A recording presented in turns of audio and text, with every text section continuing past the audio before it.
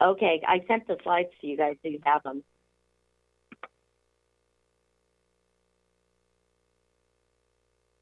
I sent them to you before, remember?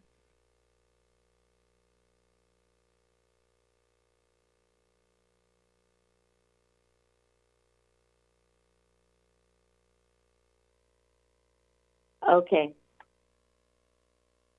All right. So, no problem. So hello, everyone. And I'm here to represent the working group on social cybersecurity. So the term social cybersecurity was actually coined by me. And it came out in a paper that was written, that was published as part of the SBDH19 conference last year. The term, what social cybersecurity refers to is keeping the internet free and open for democracy so that people can operate and communicate without undue influence of one individual upon another. It is both a science that is designed to characterize, understand, forecast cyber-mediated changes in human behavior, social, cultural, and political outcomes. It is also an engineering that is designed to build cyber infrastructure needed for society to persist in its essential character in a cyber-mediated information environment under changing conditions of actual or imminent social cyber threats. Social cybersecurity differs from cybersecurity in that it is concerned with people and the role of people in communicating. So social media analytics plays a larger role. It is also not concerned, it's also an area that is very different with privacy because it is concerned with communication and not with information preservation. Social cybersecurity, we've found, is an emerging scientific area that is multidisciplinary, if not transdisciplinary. What we are finding is that traditional theories of cognition and social behavior have to be rethought and expanded in this area of social mediated communication.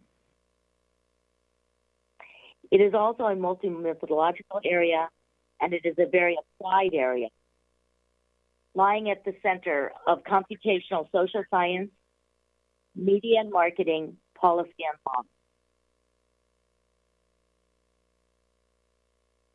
A detailed study was done collecting information on who was publishing in this area.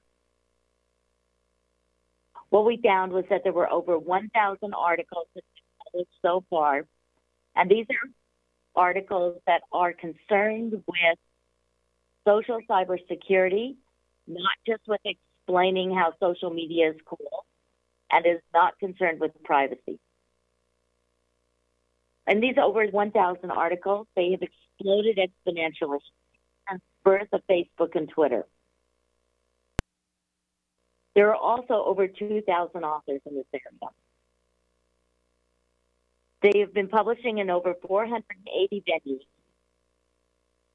But 69% of those different places, journals, conferences, etc., have contained only a single article.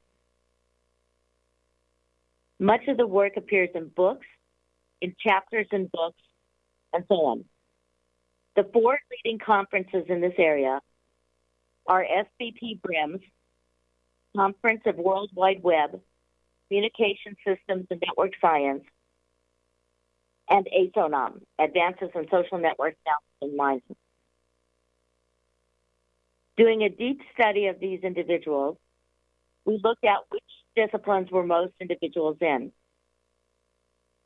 At this point in time, most of the research has been produced in the areas of social science, information science, and communication. Political science and computer science come next, as does artificial intelligence. The disciplines that have the most articles, again, social science, communication, information science, and the emerging web science. Within this area, if you look at the co-authorship network, what you will see is a very interesting phenomenon. And that is most individuals have published one article by themselves or with one or two or three others. However, there is a strong central core. And the strong central core actually ties together several hundred researchers. At the heart of this core are myself and Nitin Agarwal, as well as several other people from other universities, such as Alessandro Famini and David Lazare. Most of the work that is done in this area is currently done in the South Big Data Hub region and the Northeast Big Data Hub region. The work in California has been more concerned with pure machine learning techniques and not so much with the cybersecurity issue. We had a meeting where we discussed what social cybersecurity challenges were from a research perspective. This was the South Big Data Hub meeting. In addition to this, there were 5 other meetings over the course of the last year on the same issue. This information was then used to inform the National Research Council's decadal survey. The upshot is in the decadal survey, there is now a chapter that was written on social cybersecurity, capturing the information on what needs to be funded, what research areas are important, and so on. The underlying challenges that we found include, the first one is simply rate of change. The cyber technologies themselves, the legal and policy constraints, and the global flow of information are changing so rapidly that solutions from 2 years ago are no longer applicable. The second challenge has to do with the technical, policy, and economic impact. These factors are actually influencing what science can be done, what science needs to be done, how it is done, and what is required for those who do that science.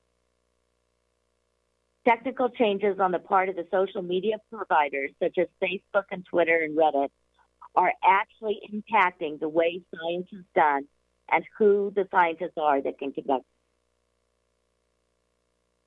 Social cybersecurity thus presents a joint challenges to science and policy, requiring a speed of adaptation that is unprecedented in either area. Data control and management challenges include the following. The data itself is not free and open. The data providers dictate who can do what kind of science. The data scientists have access to is generally only a sample. The biases are not known nor accounted for, nor do the data providers wish to make it public what those biases are. The data is not preserved. That means that replication is difficult, if not impossible. For example, we did a study on ISIS, but because most of those individuals in our study have been suspended, the data no longer exists for anyone to replicate the study. This means that as scientists, we need to develop a new theory of validation. The data is also not fully shareable, and reuse is limited. You cannot require people in this area to share data because it is technically illegal. Data production is also time variable. Data providers change what they store and what they collect. So what you could collect via Twitter 2 years ago is different than what you can collect now. And if you were on Weibo, it changes practically every month. The policies that we have in the U.S. government and in Europe and in other parts of the world are out of sync with technology and science. And often it is not possible to collect the data that is needed to answer the policy question you need to answer to create new policies. In other words, we're living in the Wild West of information, in the social cybersecurity. The next picture was simply showing you a picture of bots and networks.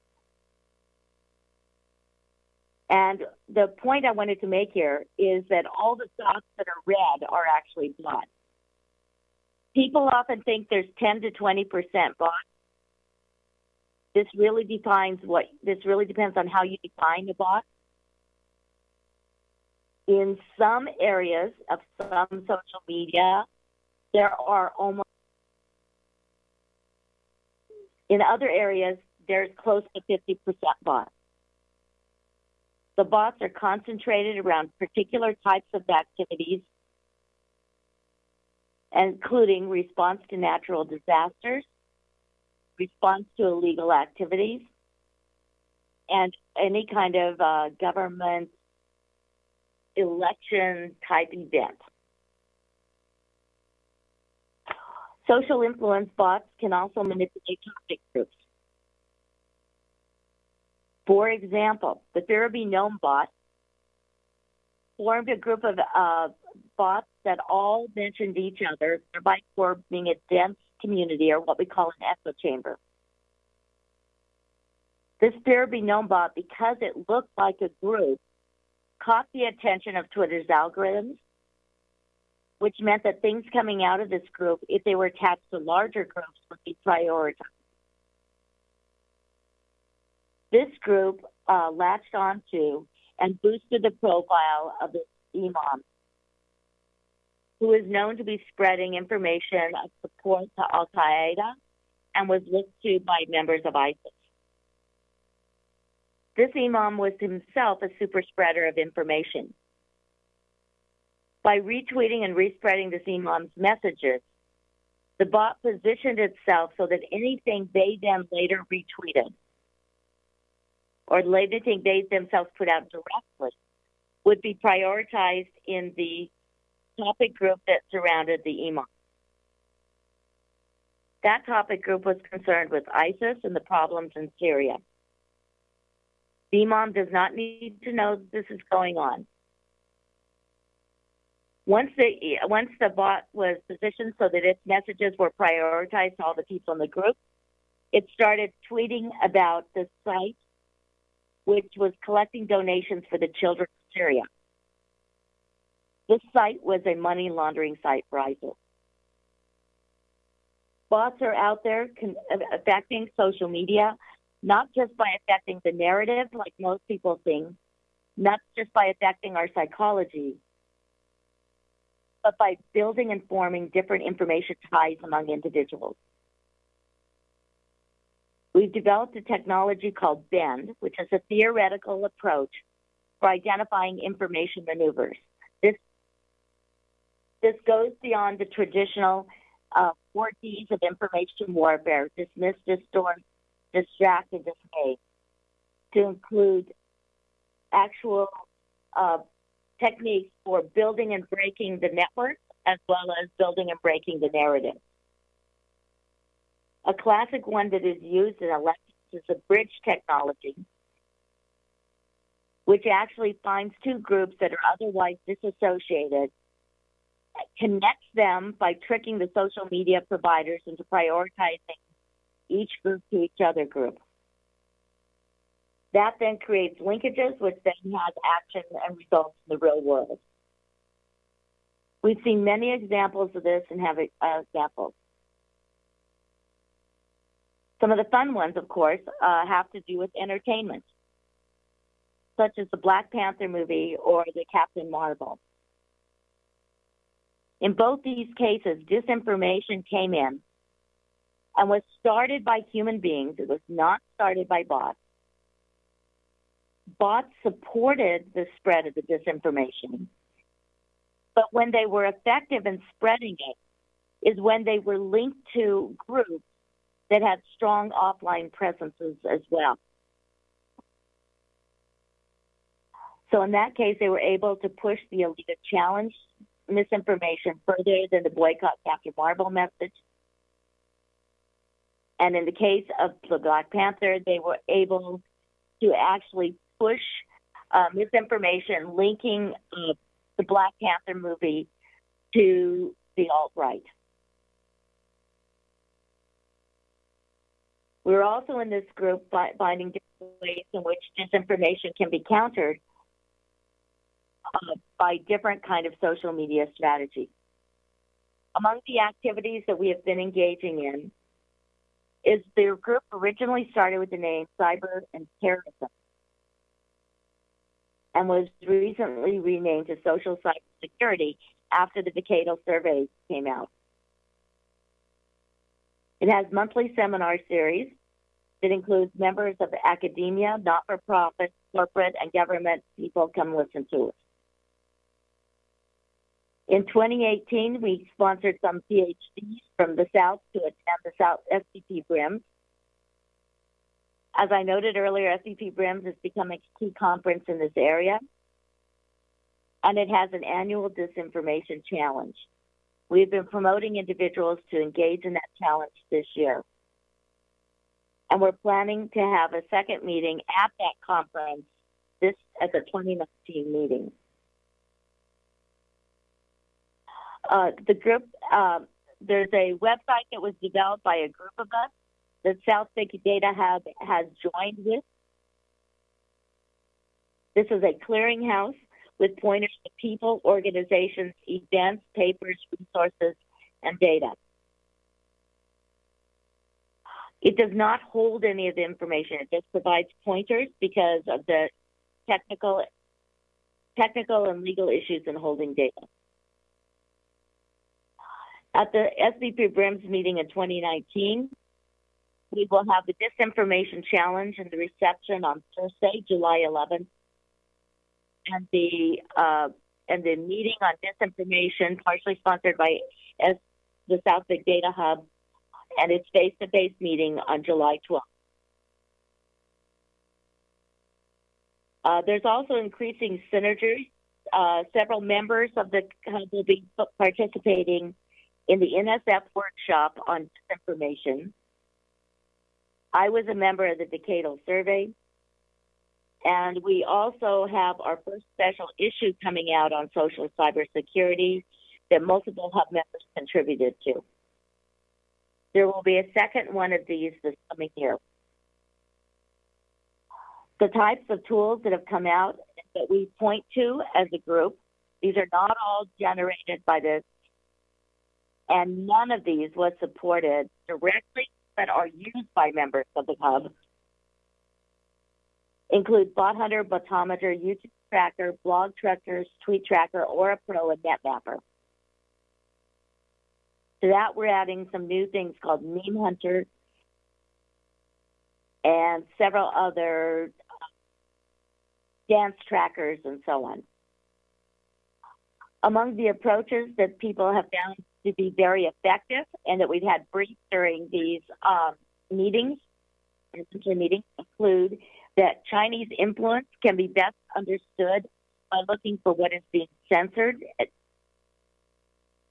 because a remote in through indirect means, then you can't do direct attribution. That linguistic cues are often useful to identify emotional behavior. New techniques for sentiment and affect mining.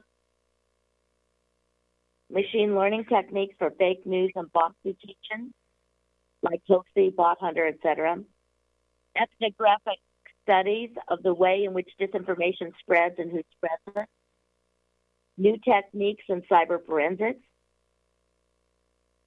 Lots and lots of network science, including dynamic network analysis techniques.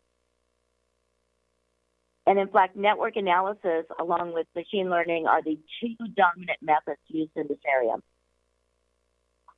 We've also had briefings on classic information warfare, journalistic practices, and organizational practices that keep behavior. We are very interested in collaborating and working with other groups and having you also speak with me. I strongly suggest that if you're interested, please contact myself, Kathleen Carley, and my email is kathleen.carley@cs.cmu.edu. We will also be putting up an event timeline with new events And I hope as many of you as possible will be able to join us on July 12th in Washington, D.C. at SCP Brim.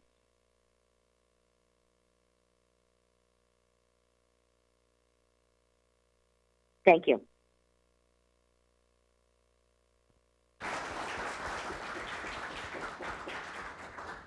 Thank you, Kathleen. So this, we're hoping that people will be interested. Also, please email Kathleen or Carl in the back, who can get on the list for the social cybersecurity, if you're interested in any of the work around people and communications, as Kathleen was talking about. If we have time for maybe one question, and then we're going to also ask the panelists to come up. But this is a monthly meeting that's also in the South Hub monthly newsletter, so it'll be advertised to those who sign up for the mailing list or at southbigdatahub.org. Does anyone have a question for Kathleen?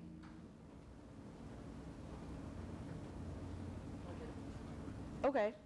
Then we'll start with the panel. We'll have people sign up and email you directly. Thank you so much, Kathleen, for all the information about the group and about social cybersecurity.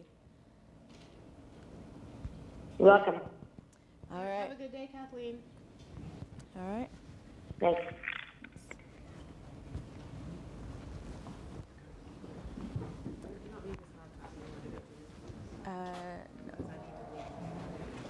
No.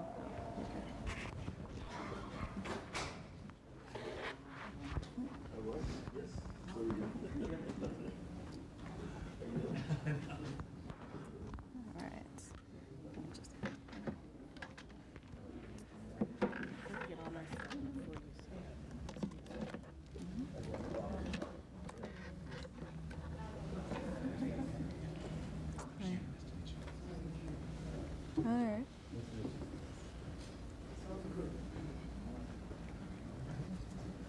So we're going to transition right into the panel for the morning, talking to our industry panel. So this is taking a switch away from the academic side and also talking more about how we are interested in partnering with industry, how we have partnered with a lot of the people that are here, actually everybody, and what we were interested in and opportunities going forward. So first, this one is not going to have slides, so we're going to go down and just have people introduce each other. I want to give a microphone so that you can pass it, actually. We'll use this one. So start with Venkat. Okay. Hi, Venkat Kambalapally. Oh, you gotta get rid of very close. Hi, this is Venkat Kambalapally. I'm with Anthem. I have responsibility for operating all our Anthem's analytic and technology environment, all our data warehouses, all our big data environments, all the tools that all our business needs use across the enterprise. So I'm based in Atlanta. Hello, everybody. My name is Robert Joseph. Hold on. Can't hear you. If not, you can use these.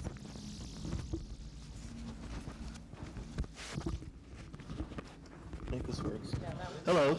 Hey, it works. How are you guys doing today? Good. All right. My name is Robert Joseph, and I'm with Stanley Black & Decker, Director of Industrial Strategy for Industry 4.0.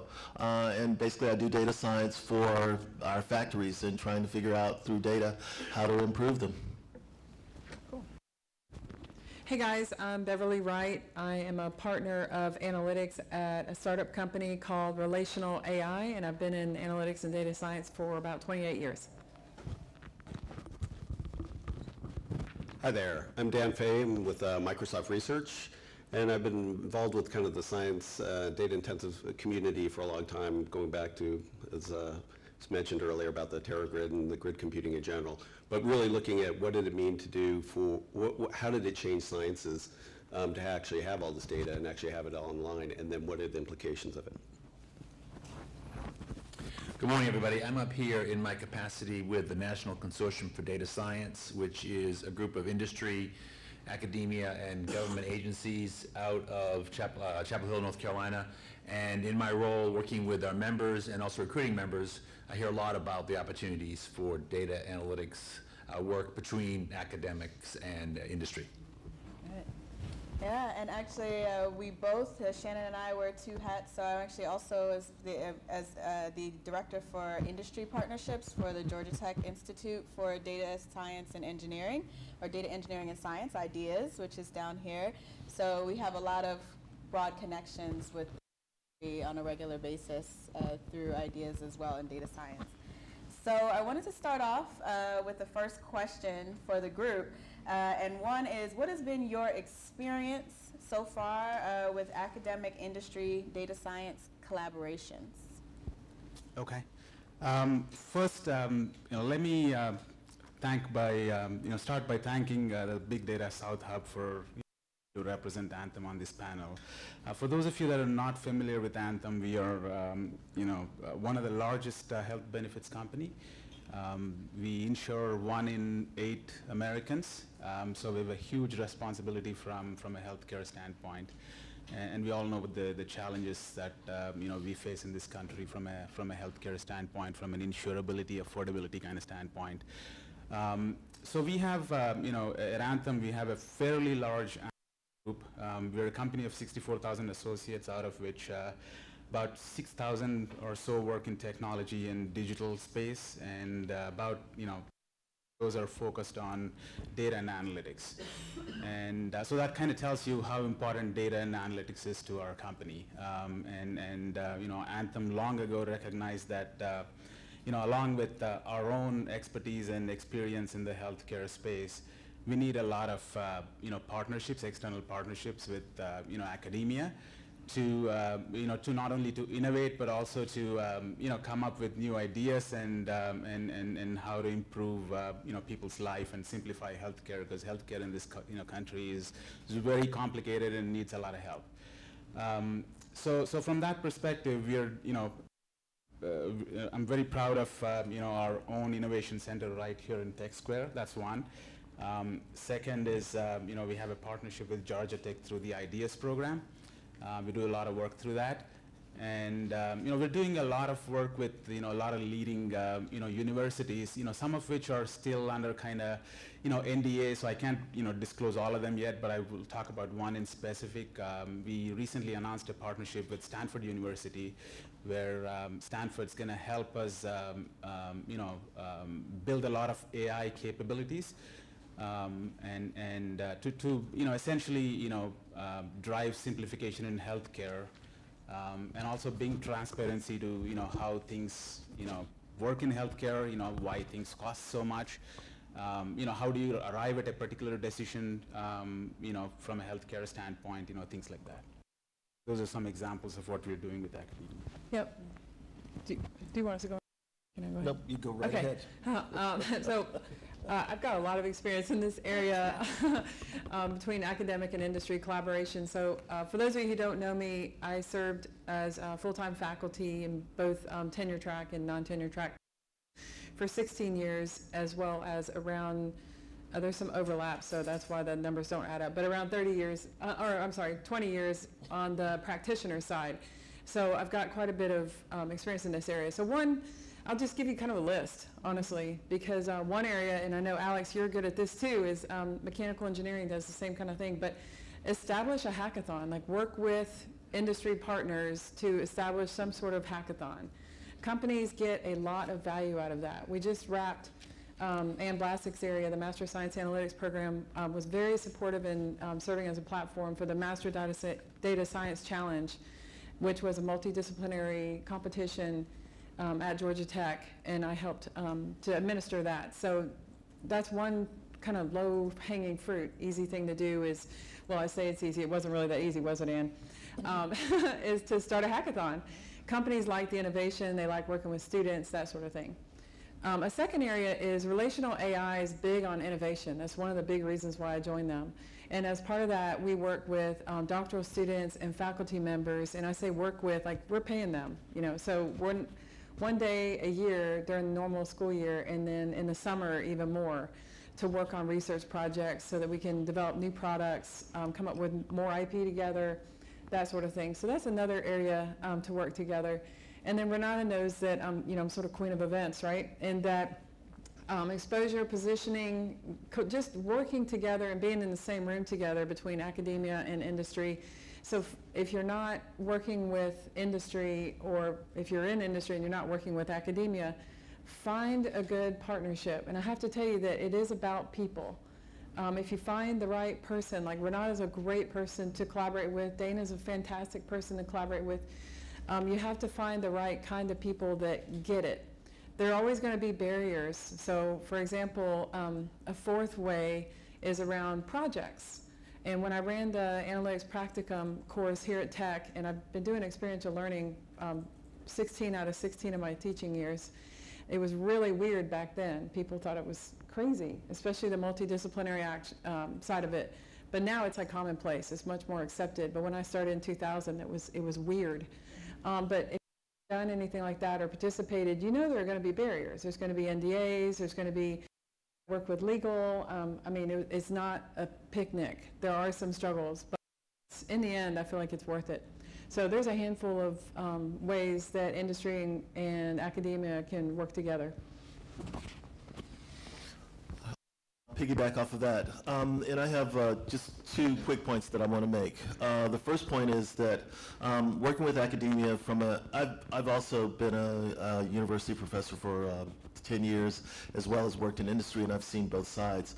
One of the things I would say is that having both sides understand what motivates each side is a good thing, because industry is driven by results and revenue and that type of thing, and a lot of times academia is driven by new ideas and publication and those type of things. And so understanding those two connections and working together to bridge that connection so that industry understands what motivates academia, academia understands what motivates industry, and there's a good handoff between the two, so that you just don't do research for research's sake, and industry just doesn't just take your research for the research that's there. There needs to be a handoff of, okay, now how do you monetize it? That's what they're about. The second thing I want to talk about is more from an educational point of view. And I'm a big proponent of education and the transition in education. And I think education needs to transition very rapidly because the world is changing, and you've got to be able to bring in new curriculum and new ideas and also make it more applicable in real time versus having a long process for going through and developing a course and then offering that course. And I don't know what the answer is, but I know that what's working now from an industrial point of view doesn't really suffice, because what students are learning is obsolete by the time they're ready for us, and so then we've got to retrain them. Those are my 2 points. Thank you. So I'll follow up on a couple of those, but especially I think the education one I think is a good one for everyone to have that discussion around, since I serve on a couple of industry advisory boards for different departments, that challenge of you're essentially signing a contract with the student for 4 years to teach them something, so it's very hard to change that. So it's really how do you change that in a much more quick manner and have it be more agile, that we're seeing that what we see as new techniques are coming up at the rapid pace that's happening. From our end, we've been seeing a lot. We also, so I started working with Jim Gray back in the early 2000s, looking at how we can bring together databases, but also just data analysis and actually data structure when he was working with Alex Slay and others on the astronomy side. And as we started going through that, we started piecing it out and understanding what are all these communities that are there. And so even back there, and I was going back through looking at some of the old materials we had from like 2004, breaking it into, what we called at that time the plumbers, so who dealt with infrastructure, the miners that actually wrote the algorithms and those pieces, the scientists that asked the questions and were looking for solutions, and also kind of the data wranglers as well to actually handle all that data and how do you manage that. And so there's been a lot of really interesting work that's come out of that, and we've seen it over time in that how you can not only structure the data but also make it available for access is really a huge thing. And what we were noticing a lot on, and what I'd always like to try to focus on, is we sometimes look at bulk or brute computation as the answer to everything, and actually sometimes rethinking how the data gets laid out and formatted, but also how you can do more analysis up front to make it much easier for others to do that is a really kind of key thing. And also, so obviously in our business, we're really interested in the tooling and the education of folks, how you can make this jump and make it much easier. You know, if you think back of word processors and then go into things like Word, that change, you know, really opened up a lot of that functionality for a lot of people. And so you can see in this, the space of machine learning and as well as doing the data analytics, it's the same thing. And how do we do this with, like we have some machine learning studio activities, how do you bring all the right tools? How do you make it at least not totally easy, not one push button, but how do you make it so it's more understandable and so you're not actually having to do that? I think the idea around the hackathons is great. I mean, that engagement on there. The other one that we've learned too is it sometimes takes about 6 months, we say, for the, I'll say even in the CS or, you know, somebody on the computing side to understand the domain science.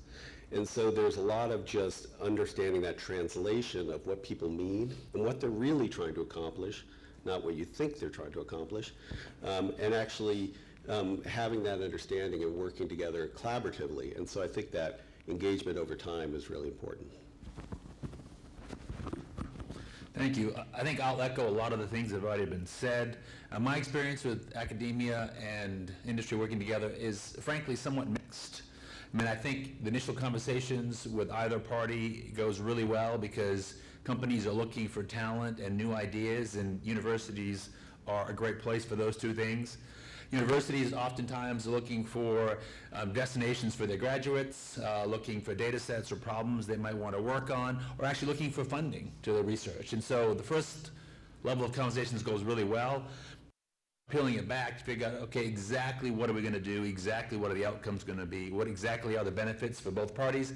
Then it gets a little bit harder because incentives are different, timelines are different, expectations are different.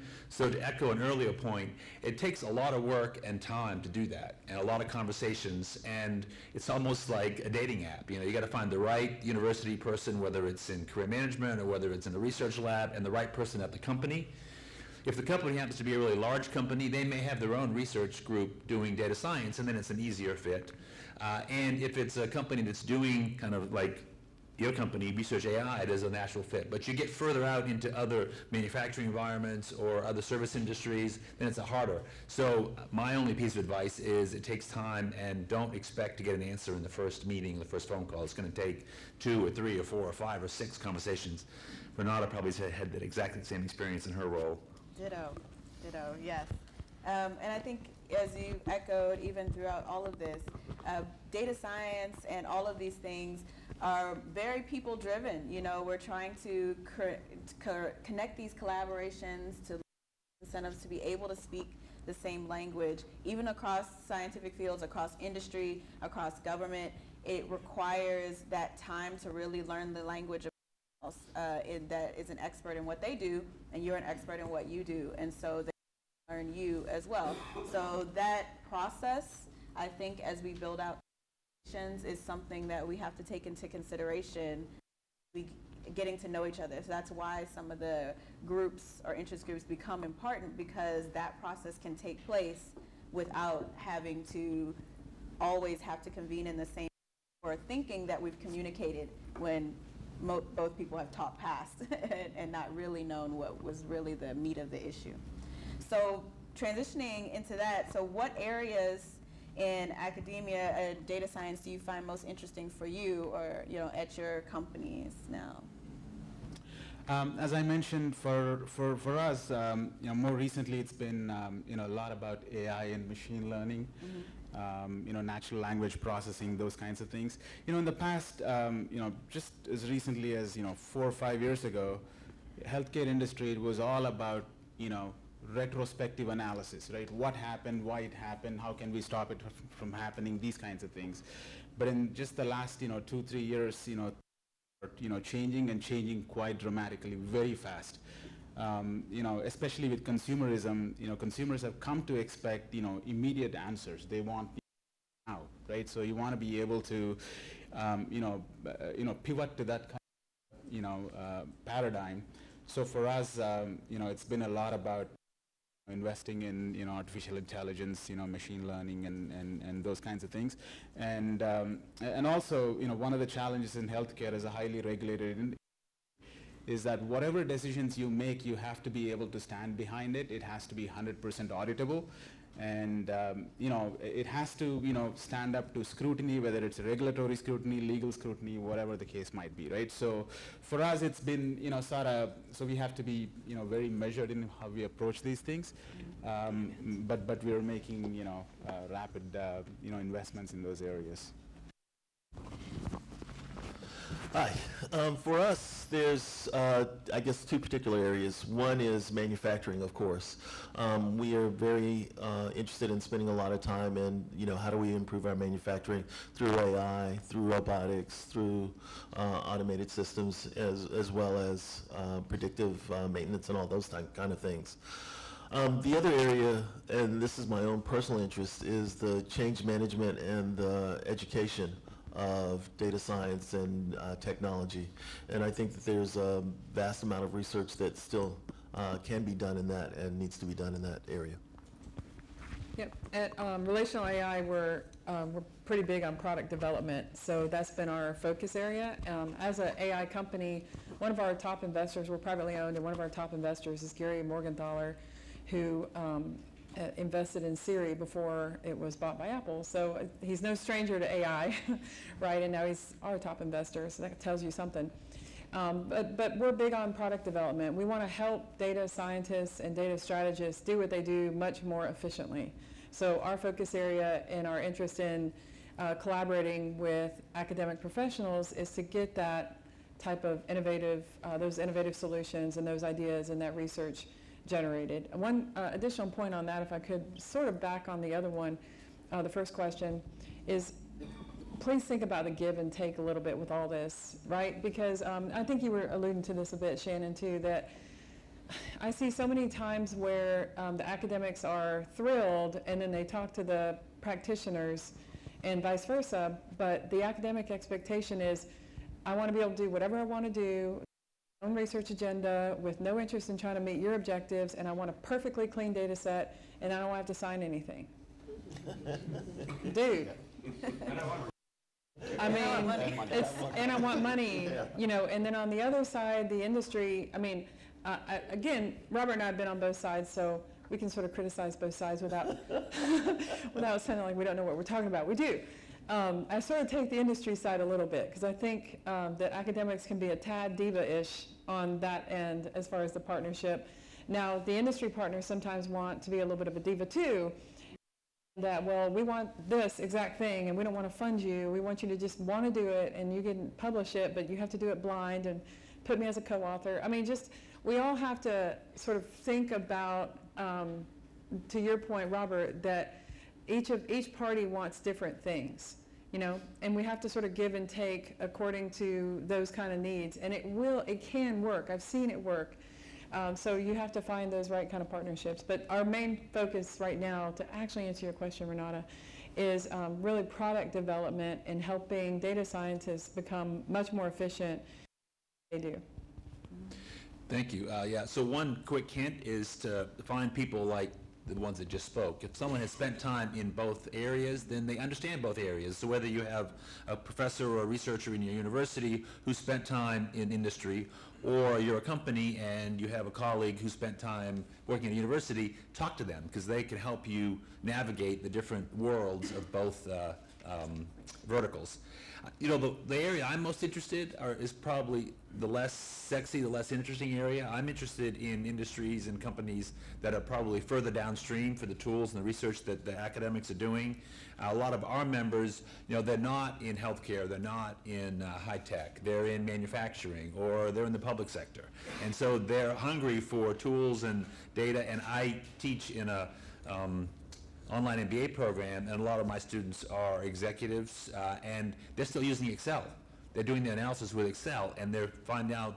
I loved Renata's definition of big data.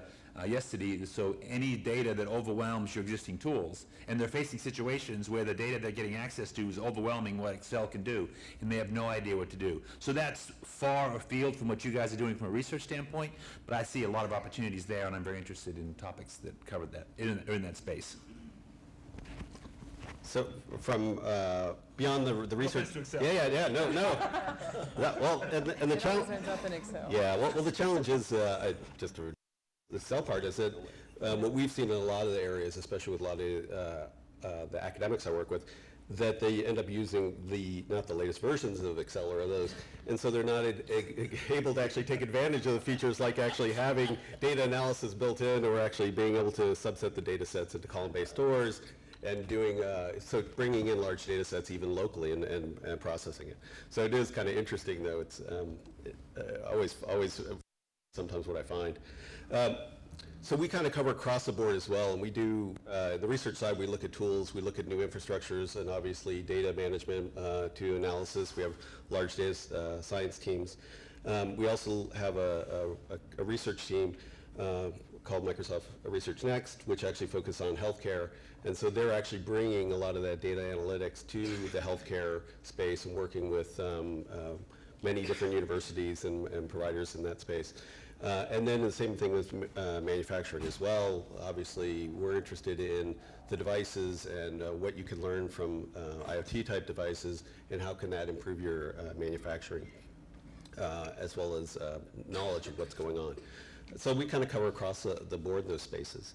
One of the other things I forgot to mention earlier is one of the best things and way to also engage with an industry beyond just trying to set up the agreement is sometimes even having an intern. The intern helps establish that and actually solidify the relationship a little bit more. And actually, we do this sometimes, and even on, it gives them access maybe to data sets that we can't just make public, internal ones or other ones, and so it gives them the ability to at least do some analysis on that while they're an employee working for the company, and then can continue it later on as well. So there's two things. One, I wanted to just back Shannon up and say that it's not just the executives that are using Excel. There are scientists that still use Excel for their data processing. I mean, here in this room, I mean, in the, maybe in CS that's not the case, but of course across the broad spectrum of science that is not standard that people use all of the tools that they could take advantage of. So taking some look at how to help people where their tools have broken down for them is also something that crosses. Also, it was a perfect segue, Dan, as well, into the internships. I'm going to re-plug PEPI, which is open. It's a fellowship that is open now for the South Hub. That is faculty through senior undergrads that can work with industry or government partners to try and get behind that wall and create those networks. It's about people and being able to see the data as an employee first, so that you can either have the intern relationship, but also with faculty, it helps solidify some of those research partnerships down the line. So that's open till May 1st. Our current partner this is actually Homeland Security, so you can go to South and look at it. One next thing was, for the South Hub, we have priority areas, and of those priority areas, which are education and workforce, data sharing, and cyber infrastructure, smart cities, as well as materials and manufacturing and health disparities. What would be kind of the most relevant or interesting to your industry?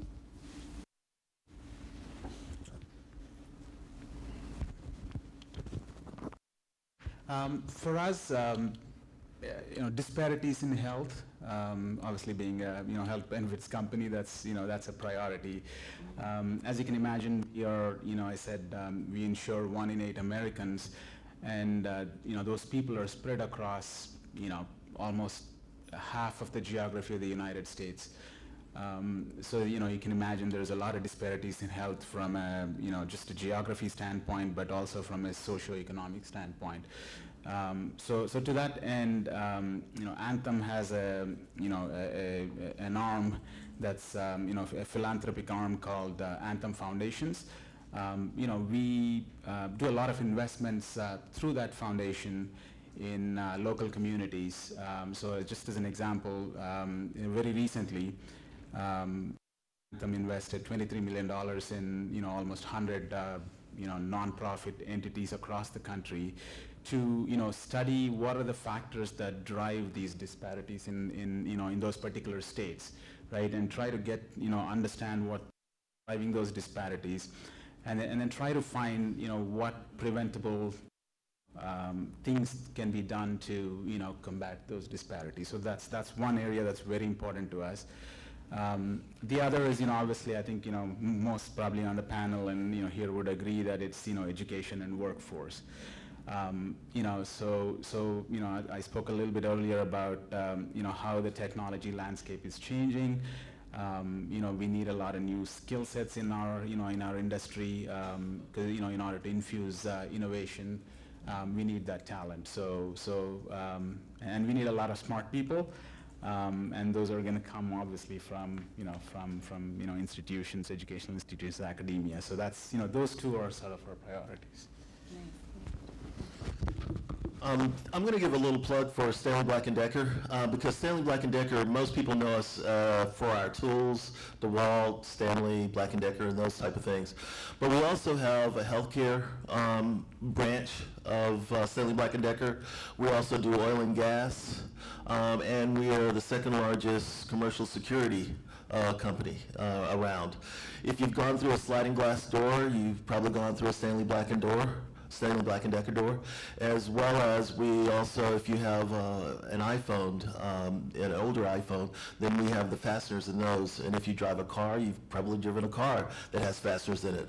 So I say all that to say that all the areas are of interest to us in our industry that you talked about. For me personally, I'm really interested in the workforce and education area, and if there's anybody doing research in that, I would love to talk with them about it, because one of the things I'm interested in is that I think that education needs to be changed, and one of the changes I think needs to be made is, especially in technology, is to talk about the emotional side of education.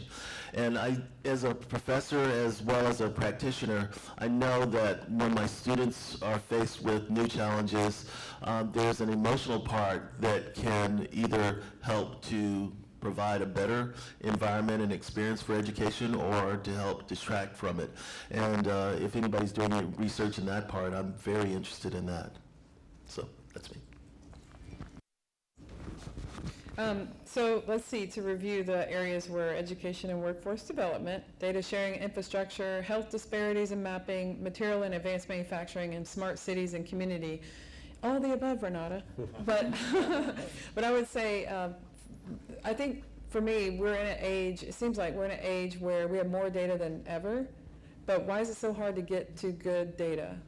So I'm going to go with data sharing for 100. And data transparency. I recently started a nonprofit called Athletics that Robert's a part of as well. And Georgia awesome. It's a great thing. Yes, thank you. Georgia Technology Authority is getting involved as well. And we do lots of really cool things around anti-human trafficking and opioid addiction and all this sort of stuff. And it's really, really hard to get to good data. And we're realizing that more and more as we're digging into different types of social issues. So I would say data sharing and data transparency is probably first for me. But second, these are just our perspectives, right? So, but having walked through several manufacturing plants in my 27 years, starting back when I was at Atlanta Gas Light Company, I'm one of those people where I don't like to just dig into the data. I want to know the context behind it. So if I'm looking at, even customer data, if it's our industrial customers, I've walked into Coca-Cola bottling and watched the glass get melted by natural gas. Like, I want to see where the data comes from. And so having walked in lots of different manufacturing plants, very familiar with Toto, the toilet companies, processing, things that are going on in the plant there, been in Mohawk recently, all kinds of manufacturing. The opportunities in manufacturing just seem to be ridiculously high. So I would say that's another area where I would love to see a high priority of machine learning and artificial intelligence, being able to really embrace that industry. So For our kind of interest area, obviously it's all of the above as well as we kind of look at the list. And we do have a lot of programs throughout the company that look at some of these and try to help out in these areas, both with academics but also nonprofits. We have an overall program we call AI for Good, which encompasses 3 different programs. One, AI for accessibility. So how do are there new ways we can bring some of this learning to help that kind of community, new tools, new ways of doing things. We have another one, AI for Earth, same idea. How do we bring this type of analysis to environmental data and other data and hopefully help with the planet?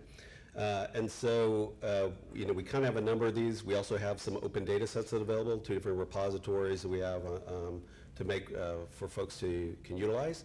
One of the challenges is when you've been a company as long as we have been around with research data sets, used to just put them up on an FTP site and no one worried about it. So, now we're actually trying to pull those all back into a single repository and make those much easier to find as well as use. So one of the things we're also interested in is how do you know what the data is before you're having to pull it all down or look at it or have some kind of provenance behind it. And so we have a lot of also research work looking at what we call data sheets for the data sets. So you can actually know ahead of time, and that can go with the data, so you can actually have some sort of, say, provenance on the data over time to know where that's been, see what some of the trade-offs are. One of the things I love that you just said was knowing where the data is coming from. One of the challenges, I think, in the education part around data science is actually getting people and students to understand to look beyond the data and not just think that the data is perfect or that it tells the whole story. And we've seen this over and over again in areas where, and once you start dealing with some of the social issues that you're talking about, the data is being collected by humans, and not all the time does it always get collected the same or pushed up the same way. There's different regulations in different areas. And so there has to be some knowledge of the data. The way I think of it is every data set has some sort of, you need to have some sort of intrinsic knowledge about it. You can't just say, hey, I'm going to pick up this data set and use it, and oh, it's going to all be perfect. Or that you know that it's, the precision is out to a certain value. So I think that's the other part, is get people, when you're teaching them about the data, is to actually have a more understanding of where it's coming from, what the process is. I think what we've observed is one of the challenges, I think, in this space is everything's interesting and everybody wants to do everything, and NCDS is exactly the same way.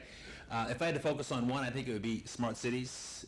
We've done some work recently with the state of North Carolina looking at how what's happening in data science and analytics is impacting the economy of the state, both positively or negatively. And one thing we've observed is there's a lot of opportunity to help smaller cities or towns deal with their data. And it's not just censoring the city or the town so you can collect all this information. It's giving them opportunities to use the data that they have through open data repositories. There's a lot of movement among cities to make their data open. So how can we help them do that? And I think that's part of making cities smarter. Yeah, thank you. So from that perspective, are there data science topics that you wish were getting more research focus? We kind of talked about the education focus, and what would they be if you? I'll take that one. I'll talk about that one because the educational focus is one that is a pet peeve of mine. And I really do think that a lot of, people that are in engineering and people that are sort of in that environment have learned to deal with how to learn and how to understand things that are changing. But people that are new to data science, there is a fear factor associated with it, or new to technology, and the change in technology, there's a fear factor associated with it. And that fear factor, I think, gets in the way of having people learn. And I think the way to combat that is to really talk them through and acknowledge that it's there, and then allow them to not be afraid. And just having that, I know that for me, when I teach my classes, I also teach part-time. And I know that when I teach my students, that just having that conversation at the beginning of the class term helps them a lot in sort of dealing with that. So if there's research going on in terms of change management or sort of how do you deal with the student's emotional part of education, I'd love to see more of that.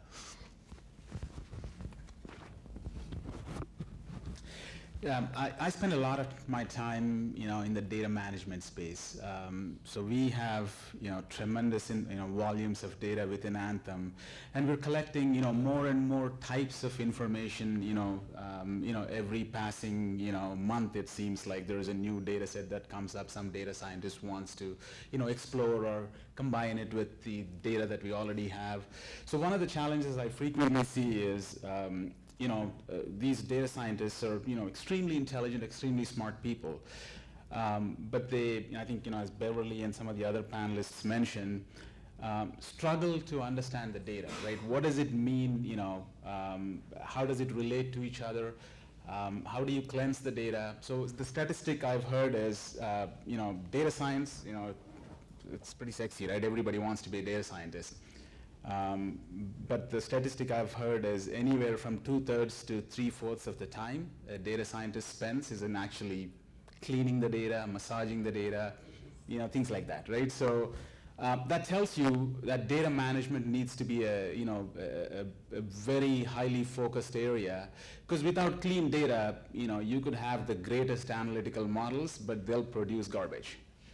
So to me, that's a pet peeve of mine, and I think I'd like to see a lot more focus. I think we've gone from this space where in the relational world everything had to be perfect. Data that went into any database had to be it had to be normalized, it had to have a meaning and all that kind of stuff, to this whole open big data space where let's collect everything, all data, and perhaps not worry so much about what that data is telling us, what it means, the quality of it. So I think we got to somewhere in the middle and put a lot of focus back in data management, right? Because I think you'll obviously your results are not going to be of quality. Yeah, I think the one area that I've heard about a lot at this meeting, and I would want to put even more emphasis on, I'm going to steal a phrase that Beth used last night at the dinner, the socio-technological infrastructure. I think that a lot of what we do, we focus on the technical side, and I think there's a lot of room on the social side. Steve Fiore, in his presentation yesterday, was talking about the cognitive, affective, and behavioral aspects of working with teams and working together, kind of the emotion that Robert mentioned. And I've also done a lot of work in experiential learning, and one of the things I've learned from my students is that they're really good at the cognitive side. They're not as good at the behavioral side or the emotional side. In the research we can do to provide social infrastructure to help teams or to help partnerships move forward, I think would be a great benefit. It's not hardcore data science, but I think it can really move this field forward.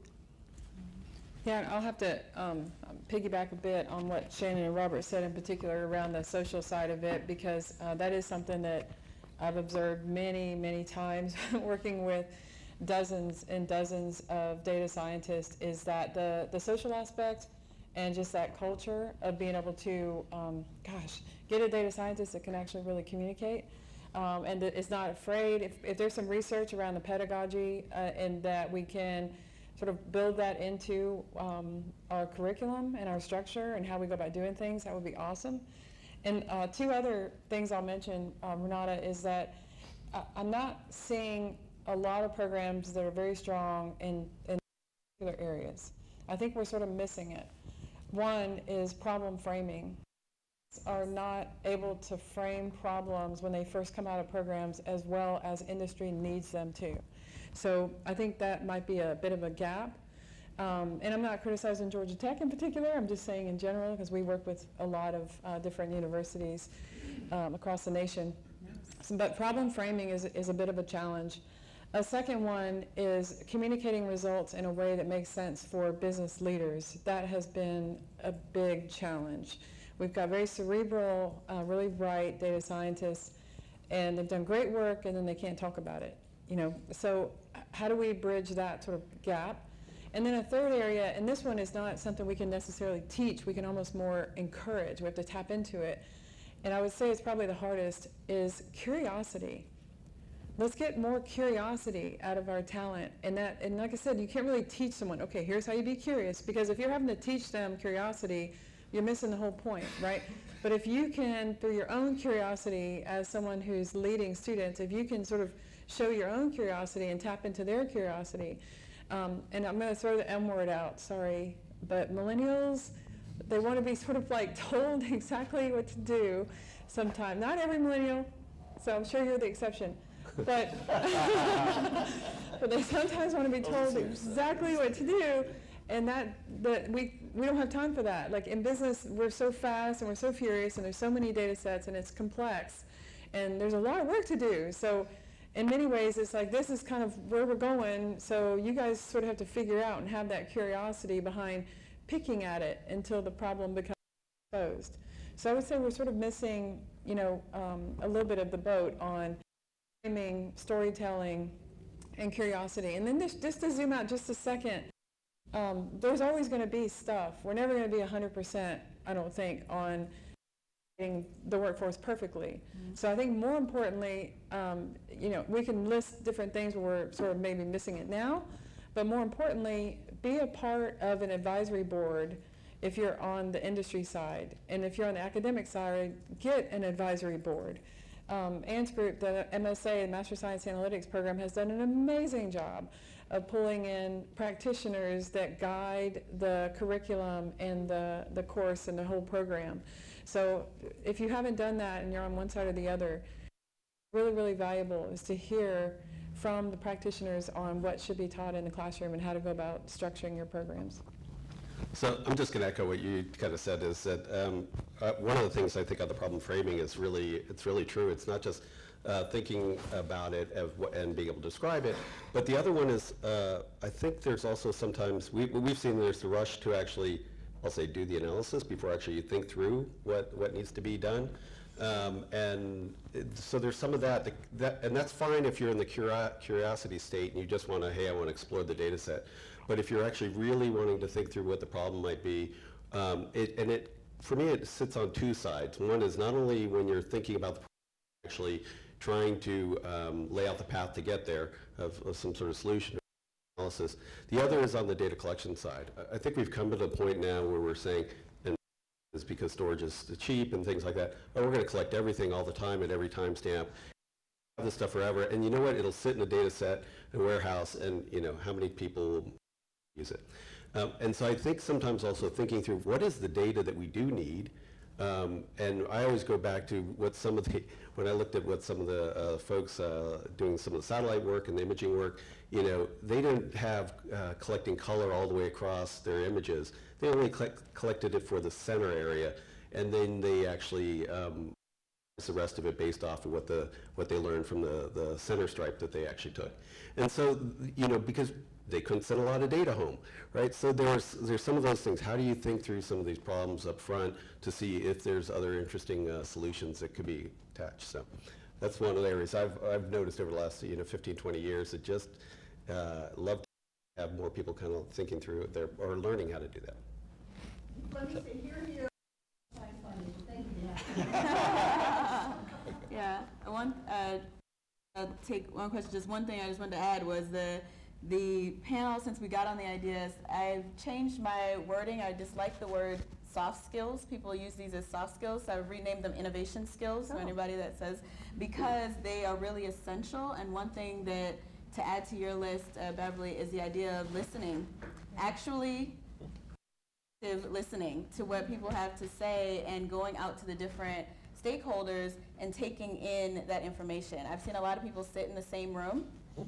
I've seen a lot of people talk to each other, but sometimes that role of a data scientist, I really think can be a translator.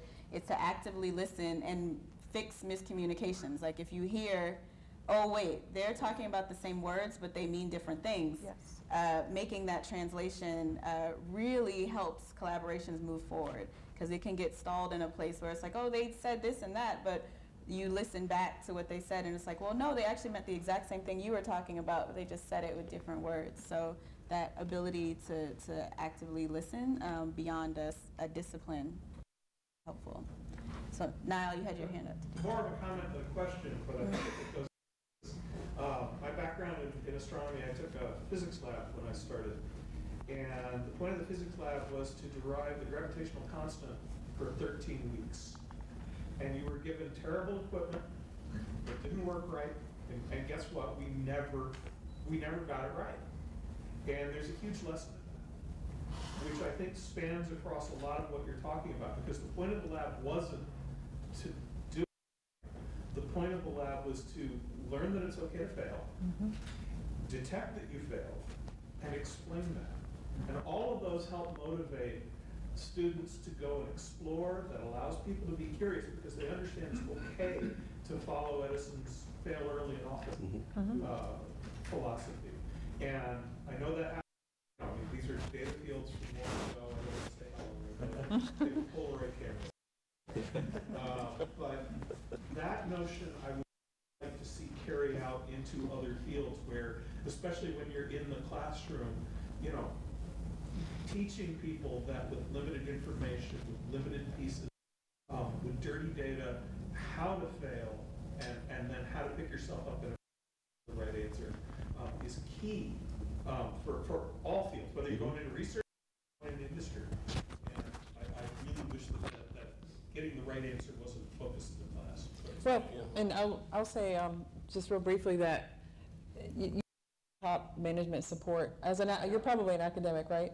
That's easy. But on a practitioner side, you can get fired. You know, so I know you get it. I know, but I'm just pointing out for the other people that don't.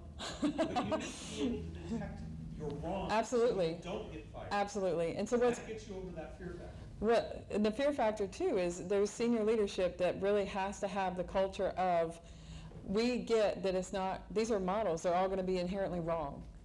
They might be useful, but they're all going to be somewhat wrong. So we are, every day it feels like, trying to shift the culture so that senior leadership understands and gets that data science is not perfect and it's not inexact, that it's a process, for sure. Were you going to say something? Yeah. I was going to say, you know, one of the things I do with, you know, students or interns that I bring in is, you know, tell them to be curious, right? Ask a lot of questions. It's okay to not know everything. You know, you're not expected to know everything. You know, even, you know, the most senior people on my team sometimes don't know the answer. So, but they don't want to admit to it. That's, you know, because they're senior. But, you know, that's what I tell them is just, you know, ask a lot of questions and, you know, don't be shy and challenge people, right? If you see something, you know, be afraid, challenge it.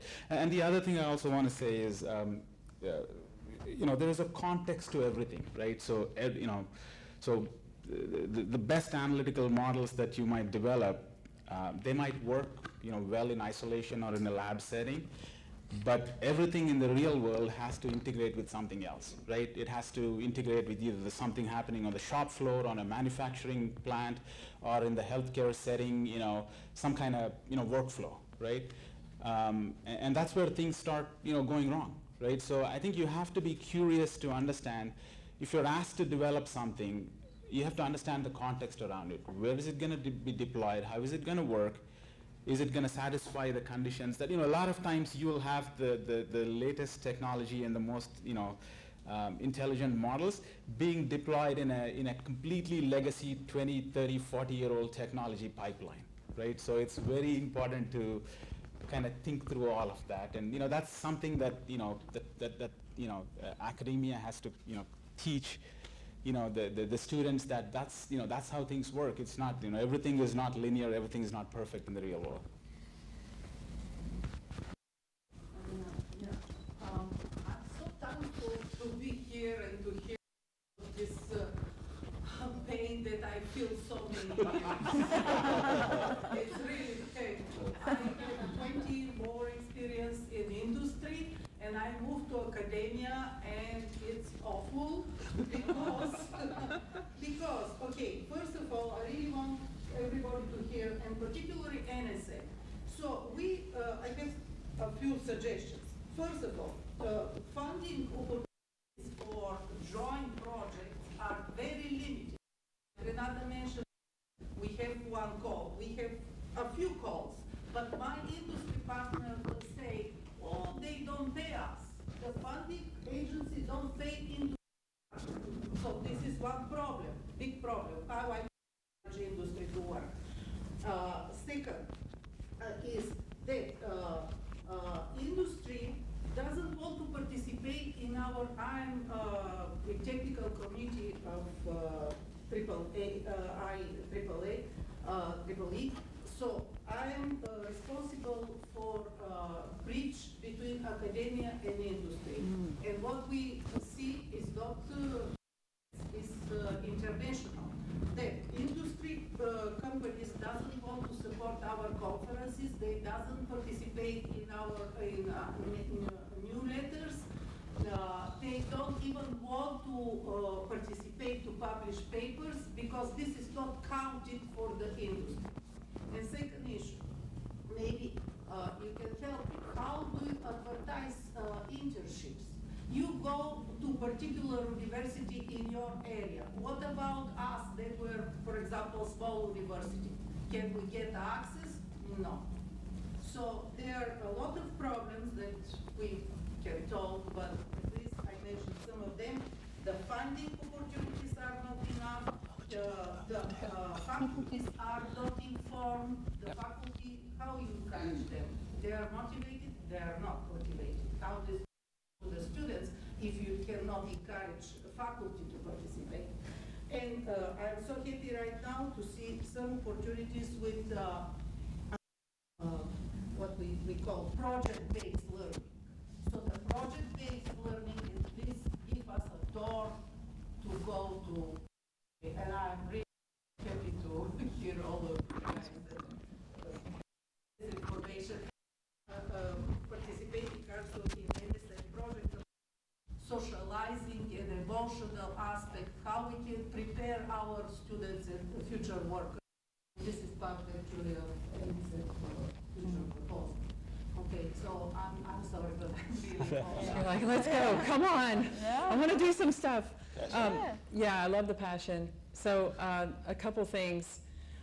You gotta show value, and I say that very lovingly as an academic to other academics. You have to show value.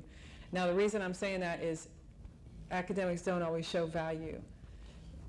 Renata does a great job of this. There's a lot of people here that do a great job of this, but academics that want to work with industry don't always show, like, this is the value of working with us. And sometimes that means you have to get out of your own comfort zone and go to a practitioner meeting. So like Renata's very involved in different types of practitioner meetings. There's one that starts tomorrow, the Southern Data Science Conference. And going to those types of events help understand that world. In many ways, it's just very different. And Robert, you know this too, right? That academia is like a lot of, I used to have little kids that loved dinosaurs. So there's a lot of brontosauruses, you know, sort of relatively heavy, a lot of deep thought, sort of kind of slow moving. It's like a whole lot of ready, aim, aim, aim, aim, aim, right? Practitioners in industry is like ready, fire, fire, fire, fire, fire, and their velociraptors are running all over the place. There's a whole lot of action, and maybe there's not enough thinking. The reason I mention that is they both have pros, for sure. They absolutely do, and that's what's so brilliant about the collaboration. But you have to understand what is important. So number one is you got to add value from a practitioner perspective before any practitioner is going to want to even talk. Secondly is try to start small. You're not going to be able to get an industry leader. You know, the global head of data science at Coca-Cola is a great contact of mine. There are certain things that I know that would work for him as far as an academic collaboration, and other things that would not. So you got to find the right kind of people, you know, and you have to start small. So I wouldn't expect like that they're going to jump right in and give you $50,000 and join your newsletter and give you 5 interns, and I mean it's going to be a little bit at a time. Yes, I agree with all the things that Beverly said. There are two other things that I wanted to answer to your concerns. In terms of internships, I would recommend that if you are looking, if you've had students that are looking for internships, then get in touch with the HR people at the different companies around. Because I know that for Stanley Black & Decker, we have an HR person that has been actively looking at smaller colleges and trying to get contacts with colleges to do internships. Like, right now this summer, it's not a good time for internships at Stanley Black & Decker necessarily. There are opportunities there. And the other way to find the internship opportunities, at least for us, are through our website, in the career section of our website, and it's open to anybody, small, large, medium-sized universities, anybody can apply. So I'd like to make a plug here. Still, the central Yeah. point. You know? Right. So I'd like to make a plug for that central point for the hub. Yeah. These internships. Yeah. We don't have time to go and search for all of you guys' companies or go to all of these workshops or events. Well, neither do we have time to go to all the universities either. 10 years I'm the person to give to international internships, not only for the state and in United States. I'm doing with Google, with Microsoft, with NVIDIA, with companies. I understand. And Renata actually has a solution. We need Do it.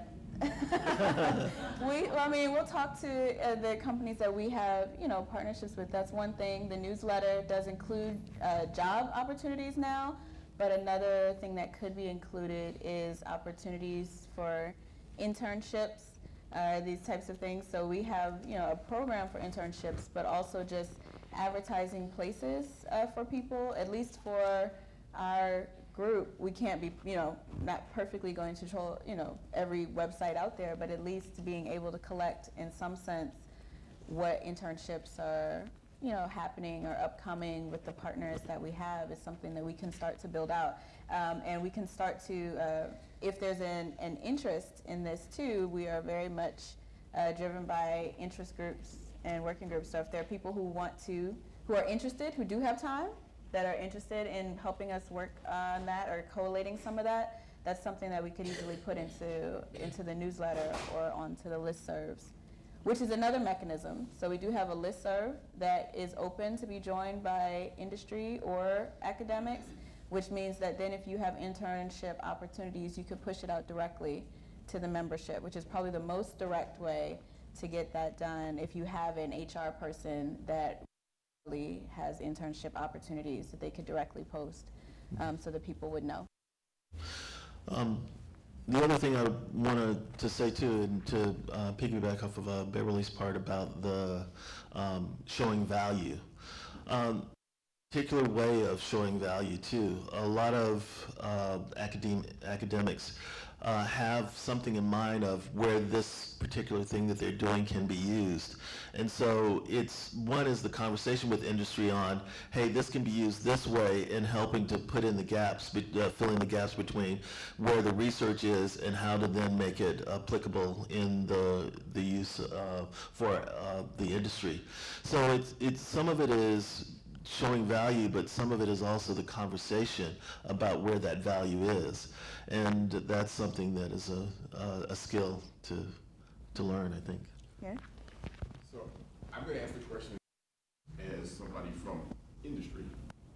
It is often sort of opaque as you go to find what it is that you don't quite know yet about data science. So I work in healthcare. We deal with academia all the time. Dealing with academia often in these same institutions in the medical schools as opposed to the data science programs.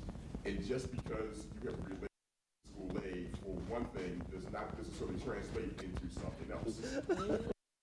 There are some very, very prominent schools in healthcare that could not find their way through an program from other kinds of activities. Particularly when you're dealing in healthcare where some of the data that you're trying to do has been pointed out is so proprietary or so restricted or so regulated. How do we have clearing? And yes, I know I could come to the hub in theory, but that's also assuming we have had enough interactions to understand what it is that this needs for this project. So any suggestions as to process will occur. If that organization has those skill sets already in-house, that's one thing. As they're realizing that they need to, is a different conversation. So any recommendations of how that process would go?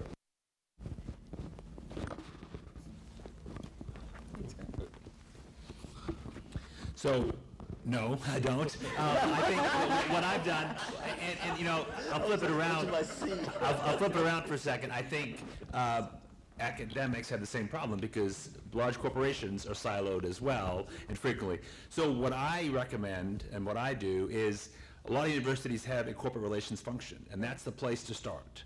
My one warning will be, if you see the corporate relations function falls within the advancement office, that means those folks are mainly working on fundraising, and that's there, nothing against them, everybody needs it. Yeah. But if you look for a central corporate relations function or a corporate relations person who's outside of advancement, then he or she will be incented on finding you the right person. So that's the only idea I have as a tactic to go to that, look for a corporate relations function. Yeah, tactically, I was gonna suggest something similar. Also, when you go to different schools, you can tell who kind of gets it, who gets the industry collaboration. Like you guys have an annual industry day. Other schools have an annual industry day. Lots of schools in this area have some kind of annual data science analytics day. Look for who's doing that, because whoever is doing that at the academic institution gets the collaboration with industry. So that's one little tip you could do. And then the third tip that I have is that if there is something that you're particularly interested in, you can actually look at the research that's being done, academic papers and things like that, and see who are the people that are publishing. And those are the people that you can go to and start to talk with. I know at Stanley Black & Decker we've had some success with that, where we've seen some research that people have been doing, and we've approached them and said, hey, we like your research, we think it can apply to what we're doing, and so we're forming a relationship with them. So those are, I think, 3 great suggestions. The last one, much better. One of the things that I've seen as well as hard is, it's great to go find the research, but sometimes it's hard to find where that research is. And the challenge is, especially in these multidisciplinary type of research areas, there's some really good research that we look at that might be in physics, but it's because of the way they're going after a certain problem that could be utilized in other areas. And I think that's one of the things that's been challenging a lot as this whole field has emerged even more, is there isn't the one central place to go. Sometimes it's domain specific, sometimes it's actually maybe in a data science area, some of these other ones. And so really, there's not I don't think there's a real good solution. I thought Bing was a central spot to go. Well, you can find it there, but the thing that's interesting is how do you find some of these papers and find how it could be relevant. The other challenges in the domain specific ones, it's usually written in that language, say in the medical field, and so you're not sure how it could actually be reused. But we're using some of the same data science techniques that we're on some of the forest techniques for radiology, right? So you're able to do it in there and actually understand what's happening in some of these images by using these other areas. But it's not until you get the 2 people together that actually do it. So I don't think there's anything that's, at least right now, that's second to the interaction between groups of people on those topics. One other thing I just thought of too is that Kaggle and just actually putting out contests for solving particular problems can be a good way to have the academicians and other people that are interested in solving that particular problem, be known.